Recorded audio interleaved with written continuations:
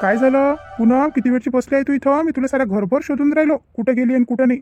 आणि तू पाय, तू खोलीत येऊन बसून गेली. काहून, काय झालं? बरं नाही वाटून राहिलं काय तुले? नाही तर इकडे तिकडे फिरत राहतं साऱ्या घरात, आणि आता काय झालं? इथं एक जागी येऊन बसून गेली. काहून, काही काम होतं का तुम्हाला माझ्यासोबत? मला एवढं शोधून राहिले तुम्ही साऱ्या घरात, आणि खोलीत पाहिलं नाही. इकडे तर फोन केला लागत होतं पहिले, एक नजर, मग साऱ्या घरात शोधा लागत होतं. हा, या बसा इथं पलंगावर बसा. आणि काय म्हणून राहिले मला? एवढी शोधाशोध चालली आहे म्हटलं मी. अहो, तसं गिसं काही नाही. आता मला तू दिसली नाही तर म्हणून मी पाहून राहिलो तू तुला कुठे गेली म्हणून. तसं काही नाही. पण तुला काय झालं? तू काहून अशी एकटी दुकटी येऊन बसून गेली इथं? हा, सहसा तर तू एकटी राहत नाही रूममध्ये. काय झालं? आता काय सांगू तुम्हाला? तुम्हाला दिसत नाही काय? हे पहा बरं, हे पहा बरं. काय पाहायला लावतो मुले? चांगली तर दिसून राहिली. हाय, तुम्हाला काही समजतच नाही, काहीच नाही समजत तुम्हाला. हे पहा ना, माझं थ्रेडिंग किती वाढलं, पहा ना. हा, माझ्या भुवाई नाही दिसून राहिलं का तुम्हाला? पहा ना, नको किती वाढले. आणि कशाचे कसे हेकोडे मेकोडे दिसून राहिले सारे. आणि हे पहा भुवाया, आणि मला थ्रेडिंग करायला जायचं आहे म्हटलं. हे असं काही मला साजरं दिसत नाही काही तोंड. हा, हे अशी नाही बसत मी घरात. आता मला लाज वाटून राहिली घरात फिरायची. आता मला तुम्ही पैसे द्या, मी थ्रेडिंग करायला जातो पहिले. पैसे? माझ्याजवळ कुठचे पैसे? बाबाने दिले होते ते तर सगळे संपले. आता कुठे आहे माझ्याजवळ पैसे? आणि कुठून देऊ तुला सांग? असंच आहे तुमचं. तुम्हाला कोणत्याही विषयासाठी पैसे मागून राहिली तर तुम्ही असेच करून राहिले. ह्या विचार तुम्ही पहिलेच करा लागत होता. हा, का आपण कसं लग्न करून राहिलो बा म्हणून. आता आपल्यासोबत स्वतःच्या जीवासोबत हिचाही जीव सामील झाला. आता हा, हिचंही सगळं पूर्ण करा लागन. आता म्हटलं एवढं बच थ्रेडिंग वाढून गेलं. हा, तर थ्रेडिंग करायला पैसे नाही आहे म्हणते. आता काय करू मग? आता मी लोकांना मागू काय, तुम्हाला नाही मागू? तर मला ते की काही माहित नाही. मला पैसे पाहिजे म्हटलं थ्रेडिंग करायसाठी. मला काही असं तोंड चांगलं दिसत नाही. पहा तुम्ही तुमचं काय करायचं आहे तर. अहो पुन्हा थोडीशी सबूर काय? पाहतो ना, मी पाहतो, लावतो ताळजोड काय आहे तर कसं काय करू तर. लवकर लावा. काय करून राहिले तर? ताळजोड लावून राहिले का काय करून राहिले तर? हा, आता म्हटलं आता मग खर्च तुमच्यावर आहे ना. आणि आता मी सध्या काही बाहेर जाऊ नाही शकत, काही काम वगैरे काही करू नाही शकत. माझं शिक्षण पूर्ण नाही झालं, तुमचं शिक्षण पूर्ण नाही झालं. आणि आता हे जे खर्च आहे, आता हे खर्चाचं काय करावं सांगा तुम्ही? आता कशीच राहू काय आता मी? बाकरली बुकरली वावरली, सांगा तुम्ही. ते माय बहीण, आता कसं करू? हा, लस बेकार फसलो मी. बाबांना तर मला दिले होते पैसे, पण आणि त्याच्या भऱ्यात इले हे आणू देत, हे आणू दे, हे खाऊ देत, हे खाऊ दे, त्याच्यात सगळे पैसे उडून टाकले. आणि आता तर माझ्याजवळ काहीच पैसे नाही आहे. आता कसं करू? आता नाही का असं करतो, आता इथून राहून काही फायदा आहे नाही. तसं इथं राहिलं तर अभ्यास काही होत नाही. शिक्षणही अधुरच राहून जाईन तिकडे. आणि बाबा एवढे आहे ना मेहनत करून राहिले माझ्या मागं, त्याची मेहनत वाया चालली जाईल. आहे नाही का मी असं केलं ना? आता एक मला काही ना काही निर्णय घ्यावा लागन. आणि असं करतो मी, तिकडेच जातो आणि हॉस्टेलवर राहतो. तिथं अभ्यासही होते आणि सगळं काही होते. आणि तिकडच्या तिकडेच एखादी नाईट शिफ्टवर ड्युटी पाहतो. हे नाही काय, एखादा जॉब गिफ्ट पाहतो. काही 5-10 हजार रुपये काही आले तर तेवढेच खर्च पाण्याला कामी येते. है नाही काय, अभ्यासही होते. इथं कसं आता नवीन नवीन लग्न झालं, सगळं मूड डिस्टर्ब होऊन जाते. हां, बायको राहिल्यावर मग सबुरी होती काय, है नाही काय. पाहतो आता असंच करावं लागन. आता हिचं इथं खर्च उचला लागन ना. आणि हिच्याशिवाय राहायला जमत नाही. कसं करावं तो? हां, आता हिच्याशिवाय राहायला जमत नाही तर हिचं तर सगळं पूर्ण करावंच लागेल ना.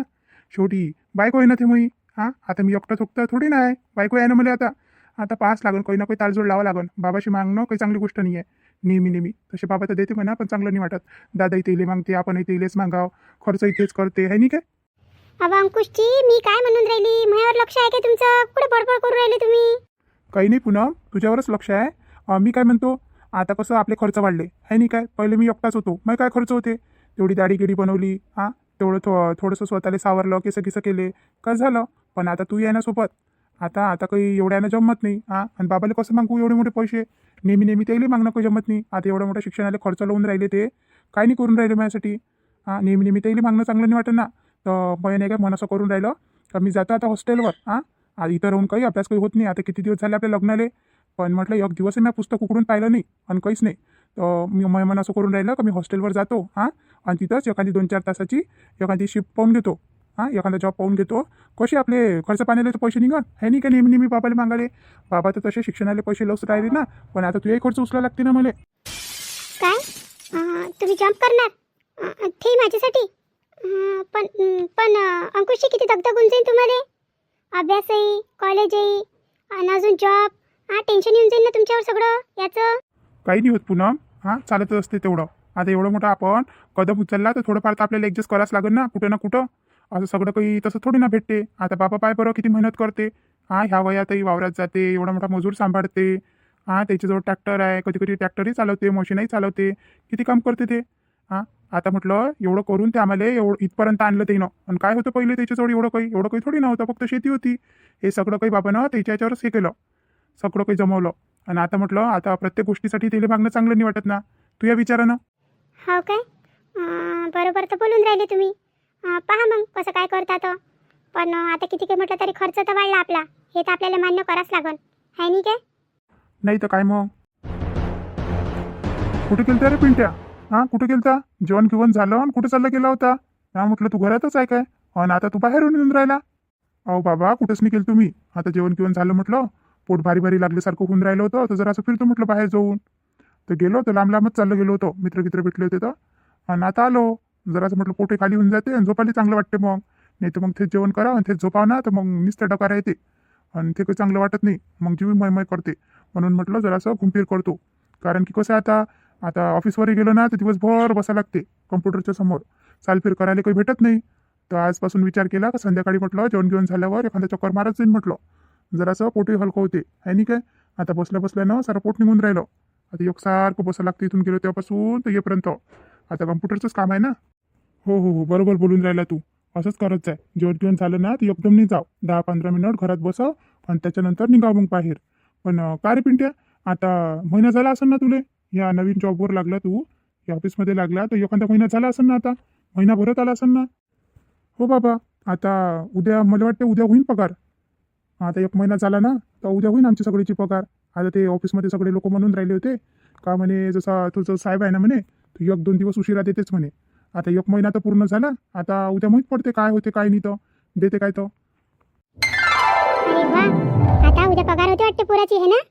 बरं झालं. आता ह्या माणसानं तर काही पैसे गिसे दिले नाही हातात. आता हे झालं तेव्हापासून हे 2-2 गोष्टीचं झालं होतं त्या राधिकाच्या पैशावरून, तर ह्या माणसानं पैसे काही दिले नाही. पण आता पोराचा आता होऊन राहिला पगार. याले म्हणून बाबू म्हणून मला खर्चाले पैसे नाही म्हणून आणि स्वतःसाठी म्हणून तुझे बाबा काही देऊन नाही राहिले म्हणून. याले 1-2 लावतो हाताच्या आणि याच्या जवळून घेऊन घेतो पैसे, आहे नाही काय? म्हणून तुझे बाबा म्हणून राहिले होते असं तसं करून इले म्हणतो आणि घेऊन घेतो. आता दिल्ली तर काय करून तू मायले मायनं मागितल्यावर तर देणारच आहे ना. आणि काय करून एवढे मोठे पैसे? आता घर खर्च तर त्याचे बाबाच चालवते आणि सगळं काही त्याचे बाबा पाहते. आणि आता पगार येईन ना तर मग बायकोवर उडून देईन पूर्णचं पूर्ण, बायकोजवळ देऊन देईन नाही तर. आणि काय करणार आहे एवढे मोठे पैशाचं? खाऊन राहिले इथंच, पिऊन राहिले इथं, सगळे शौक पाणी इथंच करून राहिले आणि स्वतःचे पैसे डबुल्यावर ठेवन. याले म्हणतोच मी म्हणून बाबू म्हणून मला पैसे पाहिजे म्हणून, मग हातपाय गीतपाय दुखून राहिले म्हणून, मला दवाखान्यात जायचं आहे म्हणून. असं करून 5-10 हजार रुपये काढून घेतो याच्या इकडून आणि थोडेसेच पैसे ठेवतो, नाही तर मार उधळण त्या बायकोच्या मागं, आहे नाही काय? असंच करतो.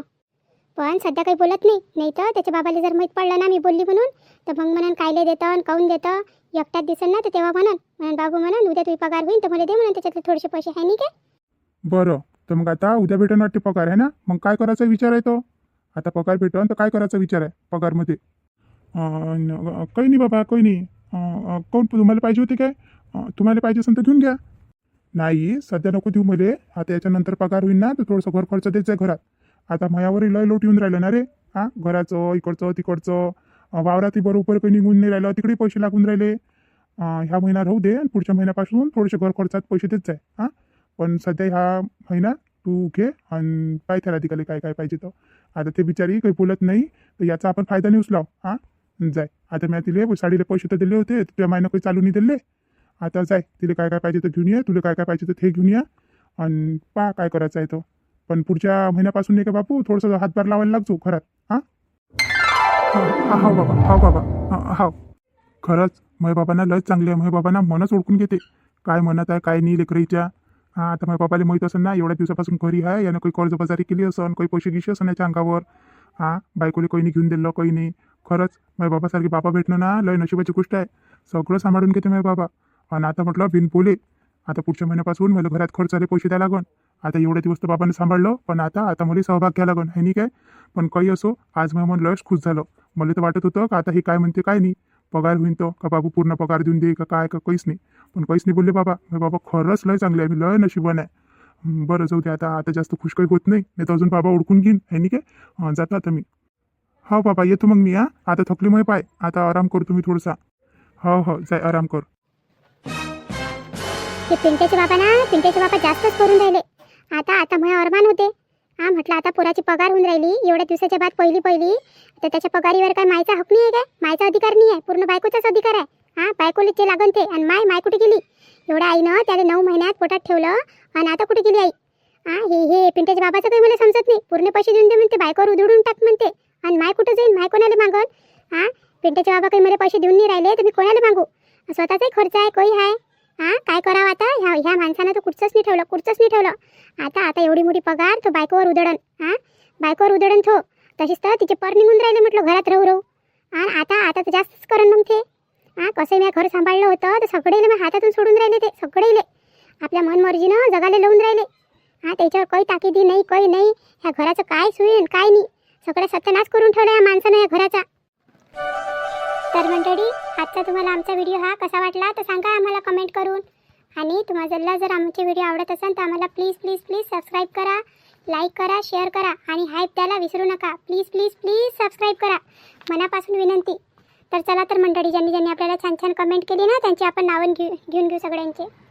सुषमाताई गुल्हाने, ललिताताई भरडे, लताताई गोरे, मराठी लताताई, चित्राताई जावरकर, राधिकाताई कामडी, पारडी नागपूर, सुजाताताई ढेरे, खुशाल उगेमुगे, वैशालीताई इंगडे, प्राचीताई मुडे संभाजीनगर, मंगलाताई अभि, मनीषाताई फोनके मुंबई, समर्थ रमेश राऊत, लताताई चौधरी मुंबई, निर्मलाताई रघुवंशी बल्लारपूर, रंजनाताई इंगोले, प्रियंकाताई वानखडे. तर या सगळ्या आपल्या भगिनींचे मनापासून धन्यवाद, खूप खूप धन्यवाद. आणि जर भुलून चुकून एखाद्याचं नाव राहिलं असेल तर मी क्षमा मागते सगळ्यांना. आणि या व्हिडिओमध्ये एवढंच. आता असंच तुमच्या राधिकाला साथ द्या आणि तुमच्या राधिकाला पुढे न्या. भेटू पुढच्या व्हिडिओमध्ये. तेव्हापर्यंत धन्यवाद.